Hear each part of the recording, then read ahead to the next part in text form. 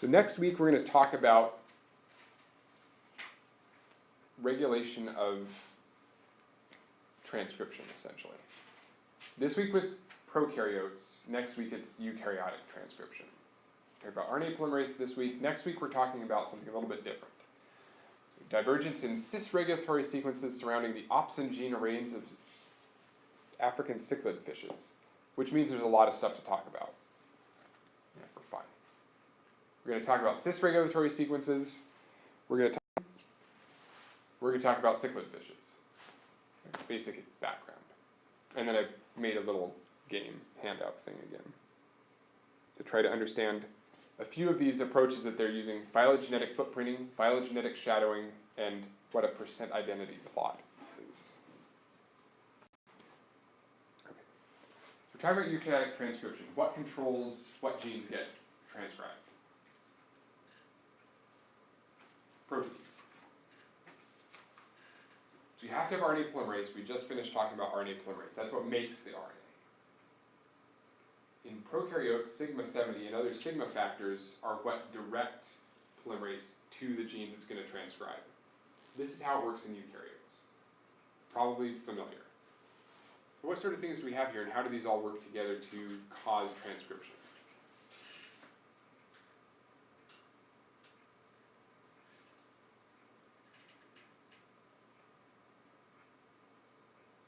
Do the names of any of these things here look familiar, sound familiar?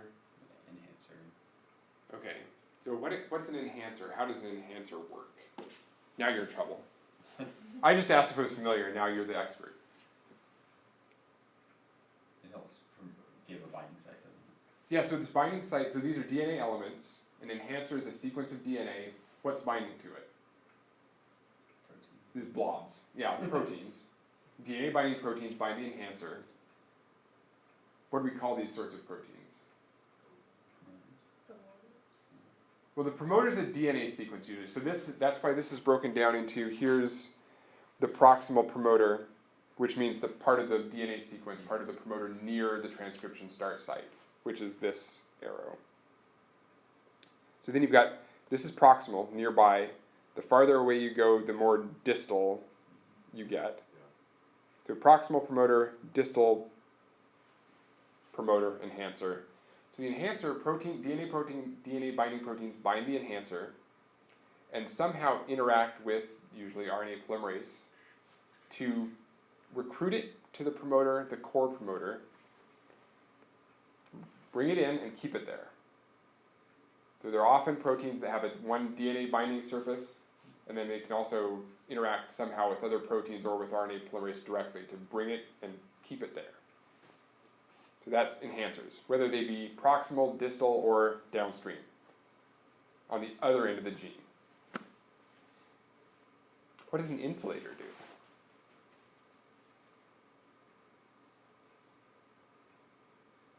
It does other stuff.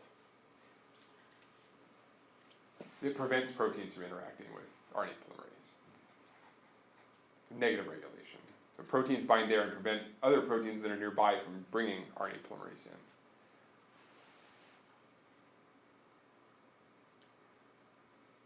What are these proximal promoter elements? TATA? Everybody remember about TATA boxes? You've heard maybe at some point in the past. What binds the TA sequence? There are two types of these proteins that bind enhancers, promoters.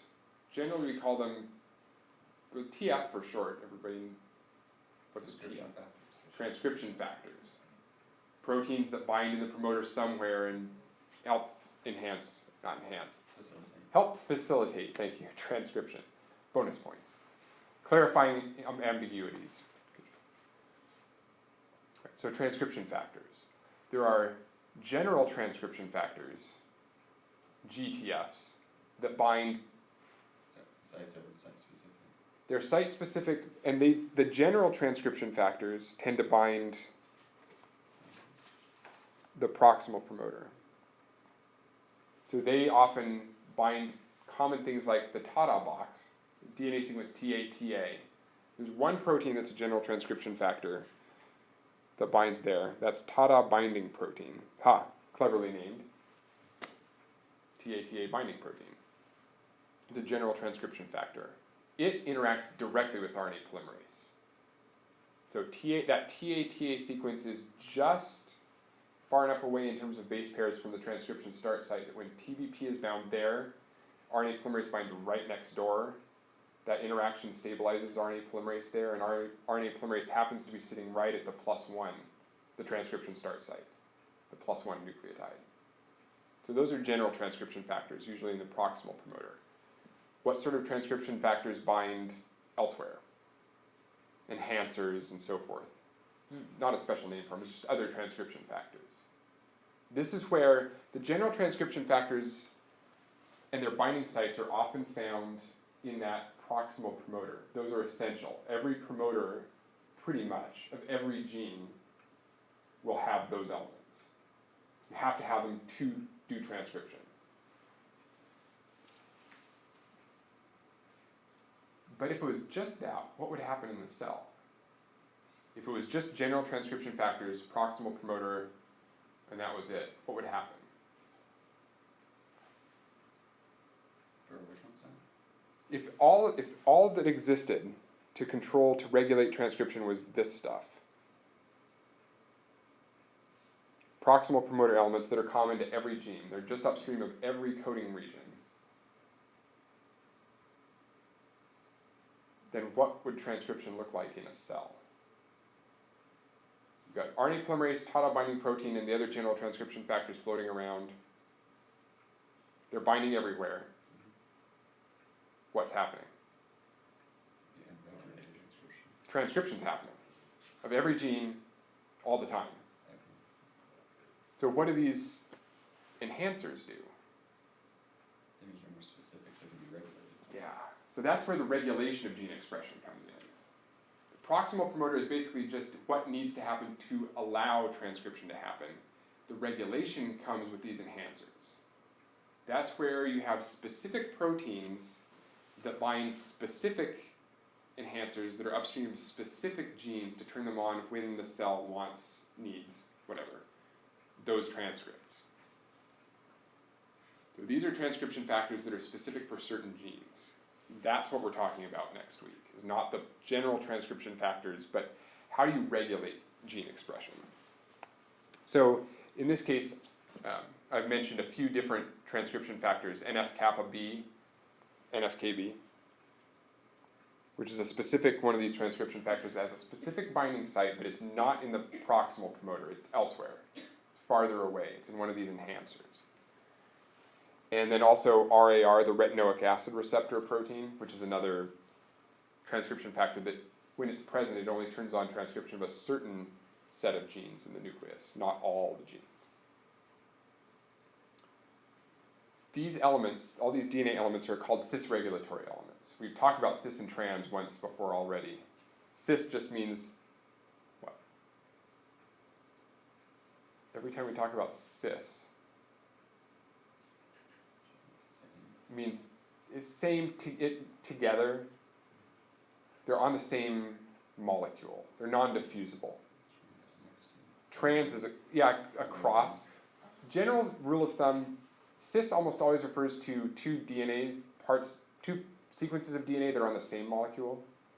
Trans factors are usually proteins, things that can diffuse. So if you have one in the cell, it can act on multiple DNA sequences. So when they talk about cis-regulatory elements, they're talking about regulatory sequences of DNA that proteins bind to, that are nearby the genes that they regulate, not on other chromosomes.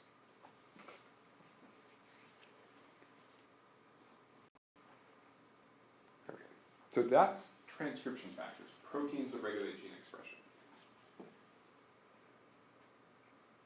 Then there's this horrible slide of just text. Because I don't know why. Small RNAs also regulate gene expression. This is the new stuff. Last decade, 2 decades, it's still really new for biology. Anybody heard of RNAi? think so. So we're going to talk a little bit about RNAi. There are a bunch of different, this is a really complicated field, and again, I'm not totally an expert by any stretch of the imagination. So one way you regulate genes is turning on transcription. Proteins, enhancers, transcription factors. There are other ways to regulate transcription. A lot of them deal with small pieces of RNA that do something in the cell to turn on or turn off gene expression. They're all, so siRNA, there's a bunch of terminology, that's why this is confusing. We're going to gloss over a lot of the terminology. siRNA is short inhibitory RNA. SH is short hairpin RNA. miRNA is microRNA. They're all names for short pieces of DNA that do something cool in cells. And they all work using this third bullet point. Our cells do not have double-stranded RNA, for the most part. Where do we find double-stranded RNA?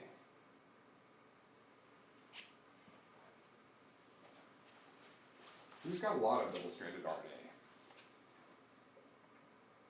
tRNA makes double-stranded RNA, but that's a different sort of. Viruses. Yeah, some viral genomes are RNA genomes, and they're double-stranded RNA genomes. So surprisingly, or not, our cells have defenses. When our cells, we've got pathways in our cells that look for double-stranded RNA, and when we find it, we destroy it. Because that most likely means there's a virus in our cell attacking us. Those pathways that are used to destroy double-stranded RNA have been co-opted by our cells now over, who knows, millions of years ago, talking about evolution now, to do some really cool things regulating gene expression. So this is the concept. Whoa. That never quite works the way I think it's going to. So here's just a piece of chromosome, genomic DNA. This is suggesting that there's a gene here that's being transcribed. There's a gene that does not make a protein. This is not central dogma anymore. This is not DNA makes RNA makes protein. This gene is DNA makes RNA, and that's the point. Like transfer RNAs. There are, right, ribosomal RNAs, transfer RNAs are genes in our genomes that are, the point is to make the RNA. They never get translated into protein.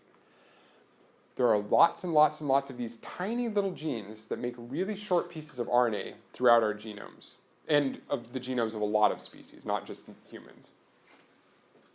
And so what happens is this primary microRNA is a short thing, maybe 100 nucleotides of RNA, 200 nucleotides, something like that. And it folds into this, it might fold into this sort of conformation. An RNA in the cell, there are the regions of it that make these hairpins. Short stretches of double-stranded RNA, bad. Double-stranded RNA, our cells are looking for. So there are these protein complexes. In this case, depending on which species, I think these are from Drosophila. Drosha and Pasha are the names of the proteins. Recognize these sorts of structures and start cleaving them, degrading them. And that releases these double-stranded segments as what's now called pre-microRNAs. Those get moved out of the nucleus into the cytoplasm where a protein called dicer recognizes that short piece of double-stranded RNA. And then dicer does, this is where things get complicated. So again, glossing over. Dicer chops this up into what's shown here, about 20 base pair long pieces of double-stranded RNA. And then those pieces of RNA get incorporated into one of, this is really glossing over, one of two different pathways called the RISC. This is called the RISC complex, R-I-S-C, RNA-induced silencing complex. These proteins incorporate, there's that short piece of RNA, that little black thing. It incorporates this sequence of RNA as sort of a guide. Whatever gene that piece of RNA can base pair with, something bad's going to happen to that transcript. So what it's doing is it's using a short piece of RNA to try to match it to transcripts that are floating around in the cell. And when this protein complex with this short RNA looking for matches, when it finds an RNA that is a base pair complement to that short piece of RNA, one of two things happens, it says here. Either because there's base pairing there between that short RNA and the gene, either that stops translation. So you can imagine a ribosome binds down here at the 5' end and is moving that way. And then it runs into this RISC complex that's bound on the RNA. And it can't translate the mRNA because this protein's just sitting there because of the complementation between the short RNA and part of the messenger RNA. The other thing that can happen, which is shown on the right, is that can actually target this base pair complementation between two molecules of RNA, can cause that messenger RNA to be degraded. So it's not that it stops translation, it just destroys this. Wouldn't the first pathway actually be useful in combating viruses? They're both useful. Yeah. One destroys transcripts, one prevents translation. So one, yeah, could go ahead. So either one, they both prevent protein production. Yeah. So yes, in the context of viruses, this happens. Our cells are full of genes that are regulated by our own short RNA genes. We have genes that just produce RNA. The sole purpose of those RNAs that are floating around in our cells is to turn off expression of certain genes, just like we have transcription factors that do that too.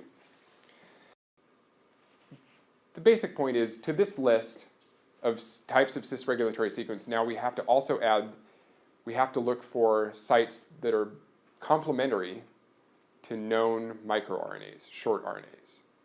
If there happens to be a DNA sequence in here that looks like it's complementary to a known short RNA, then we might suspect, okay, maybe this gene is going to be a target for RNAi, short RNA-based gene inactivation.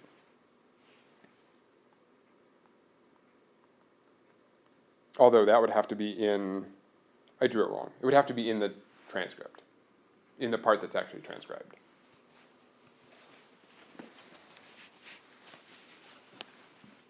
So that should give you some basic background for transcription. Proteins that are involved in DNA sequences generally that are involved. So here's cichlid fish. Cichlid fish are really cool for evolutionary geneticists. There are tons of fish. They're all from the same lake. These are all from, obviously, Lake Malawi. There are 3 lakes in Africa, Lake Victoria, Tanganyika, and Malawi, that have tons of different species of cichlids in them. So lots of biologists, sometimes you'll hear talk about Lake Victoria cichlids or Lake Tanganyika cichlids, Lake Malawi cichlids. These have speciated, become different species in the last like 50,000 or 100,000 years. All of these shared a common ancestor very, very, very recently. And yet, look at the differences. Colors, striping patterns, and beyond visual, but that's just the start. So somehow, in the very recent past, all of these species just existed. So there's a lot of differences between them, which is useful. One of the differences between is how they see colors. Color vision can differ quite a bit depending on which species of fish you look at. Okay. What do you guys know about color vision in humans, for example? Do you know how we see color, how we perceive color? We're trichromates. We're trichromats, which means we see 3 different waves of light. Long, short, medium. Yep. Which is, I believe, translates to red, green, and blue. long is red, then green, blue is short. Yes. Yep. So we're trichromats. We have 3 different opsin genes in humans. Long wavelength, medium wavelength, and short wavelength. Red, green, blue. We also have a protein, so those are 3 different genes. All of our cells have them. Long wavelength, red opsin, green opsin, blue opsin, basically, is what they're called. Short, medium, long. Color-coded, sort of there. We just say you color blindness instead of different genes. So how does color blindness work? Or how does color perception work? An inactive gene or a not completely translated gene. in my case, it's mutation. Because mutations can fiddle with what's shown here. These proteins, the opsin proteins, are what actually absorb the light. Wavelengths of light going in, hitting the proteins, they change conformation, they send a signal, your brain processes it, etc. So little mutations, changes in the protein sequences of these opsin genes can slightly change the wavelength of light that it absorbs. So for example, maybe my red opsin gene has been shifted towards green so that I can no longer as easily distinguish reds from greens. My red opsin gene is absorbing wavelengths of light that are a little bit closer to green than normal people's red opsins. Maybe. How do we actually observe light? Your brain just doesn't see, it's not like walking really close. Have you ever done this? A CRT television, one of the older televisions, not LCD or anything. You get really close and you can see that all the images are made up of little blue, red pixels. That's not how we see, right? We see colors. I see yellow, I see green. I don't have an opsin for yellow. How does my brain perceive yellow? It's using two different options. In what way? So it's a But range. yellow's a primary color, isn't it? So how Well, that does doesn't have it- anything to do with our color vision. No? Primary color doesn't mean anything to vision. Well, then how could you? That's an art thing, So you're primary seeing, colors. Yeah, you're seeing a mixture of colors. Well, right, but how do you get yellow out of a mix between blue and green, or red and blue, or blue? and- Right. How does your brain perceive yellow? What's happening in the proteins? That's a good question. Yeah. That's why I asked. I'm just kidding. Oh, come on, you guys. So yellow, as you can see up there in the spectrum, is kind of between green and red. So what information does your brain get? These are the absorbances, right? This is peak absorbance for the red opsin is 564 nanometers. Peak for green is 534. When yellow light's hitting my eye, what's happening? Both of those are activated. Right. Which one's not activated? Yeah. So there's a, presumably, well, not presumably, this is the way it works. Every wavelength of light gives you a unique combination of activation of the three opsins. So when your red and green are absorbing light and your blue is not at all, your brain says, oh, you're seeing yellow. Okay?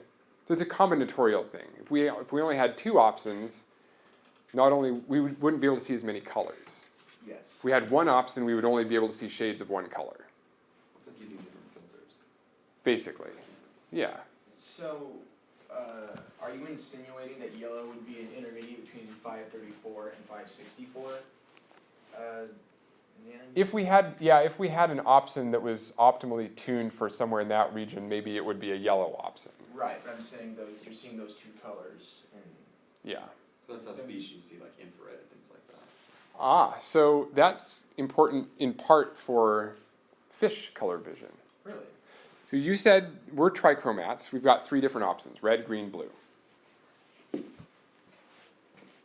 These fish have a lot of opsin genes, red proteins. What's up there? Red, green, blue, UV. Lots of fish have a fourth gene called UV, it's really short wavelength. It's UV. Lots of fish can see in the UV spectrum. I thought it was just in birds. That's cool. Bees too. The birds and the Yeah. bees, I don't know. Ah, Ooh, but I'm rim shot. Yeah. Okay, so that's one thing that's important about fish. Some fish are tetrachromats, 4 colors. Okay. Red, green, blue, super blue, ultraviolet. Let's see. Yes. So these fish have 3 different regions of their genomes that contain these genes. So there's a group on chromosome 5 that contains 2 different green opsins called RH2A alpha and RH2A beta. This is another one of those nomenclature things that's going to be a pain in the butt.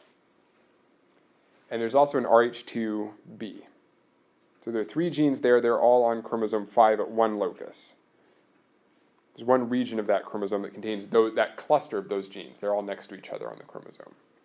Elsewhere on chromosome 5, LWS, red opsin, and then 2 shortwave sensitive, SWS2A and 2B, are 3 genes that are in a separate part of chromosome 5, but they're all next to each other. And then on chromosome 17, there's the UV opsin, the 4th color opsin. So these fish, the cichlids, have 1, 2, 3, 4, 5, 6, 7 opsin genes. So they're heptachromats, technically. Here comes the biology and what this paper is about. The different species of cichlids, they've got 7 different opsins they could turn on, have in their eyes. But most of the species don't. So what you're looking at here in these charts are something to do with the expression levels of 6 of those opsin proteins, SWS1, 2B, 2A, etc. So what these researchers found a decade ago or so was that depending on which species you looked at, each species turned on a specific subset of those 7 opsin genes. And that's reproducible. So if you look at any individual from that species, they always turn on the same set of genes. So this species, Metrioclima zebra, basically turns on SWS1, RH2B, and RH2A, not the other 4. If you look at Melanochromis vermormda, it turns on SWS2B and RH2B and RH2A.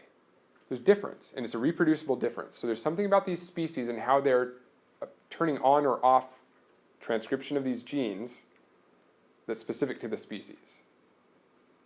And then you've got Dimidiachromis compressiceps at the bottom, which has yet another pattern of opsins that it turns on. Okay.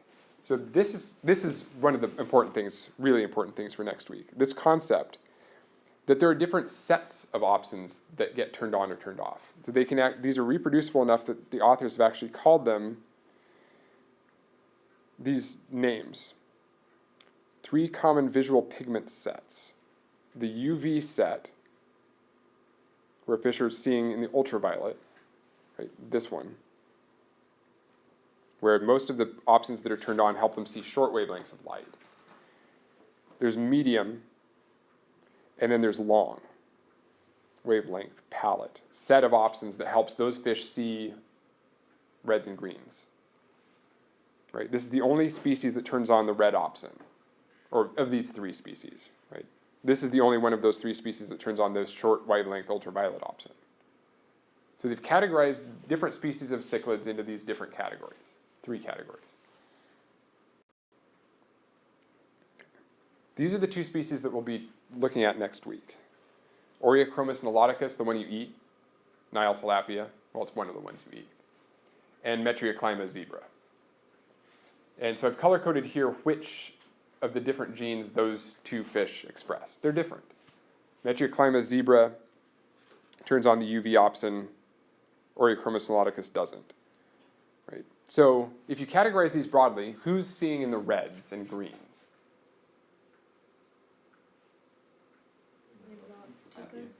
Yeah, ON is expressing genes that are more that sensitive, and Metrioclima zebra is expressing genes that are down here. I'm glad you put that picture. So, is there a correlation between the color of the fish and what they see? If you're trying to find a mate, do you want to be more sensitive to detecting colors that you're colored? Yeah, sure. Absolutely. It also depends on what color water you live in, so where in the lake you live. If you live in a part that's got a lot of detritus in it and it's murky and sort of reddish, then you probably don't want to see well in red because everything looks red anyway. So you want to, anyway. Yep. Okay, so these are the 2 species that we'll be talking about next week. They express different sets of these genes. So what the authors want to know is, how are these species regulating which of the opsins they turn on, which ones get transcribed, right? We're talking about transcriptional regulation. how is it that in Oreochromis niloticus, the Nile tilapia, very closely related species to Metriaclima zebra, they've managed to figure out, evolution, managed to figure out how to turn off some of the opsins and turn on others. So the authors are suggesting that it's probably changes in the promoters of these genes that cause them to be differentially expressed. That if you look at the UV opsin promoter, where all these proteins are binding to regulate gene expression, that there's probably some differences between the two different species. So that one gets expressed in one species and not in the other. So the question basically is, how are we going to figure out what the cis-regulatory sequences are for whatever species we want to work on, including 2 cichlids from Africa? What do we do to find the transcription factor binding sites? That's what they want to do. They have this hypothesis. If you look at the UV opsin in both of these species, the one that turns it on will have some transcription factor binding sites that make it transcribed, and the other one will lack those sequences, so it can't be transcribed in that other species. Great. We have to know what transcription factors are we talking about, and what are the sequences they bind.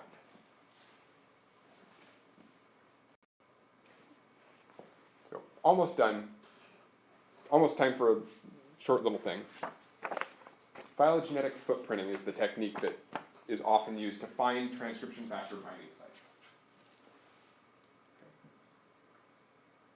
The concept is, if you have 2 closely related species, or 2 distantly related species, DNA sequences that they share are probably important. They haven't been mutated by random mutations and lost. If there's conservation, if there's sharing of the same DNA sequence between species,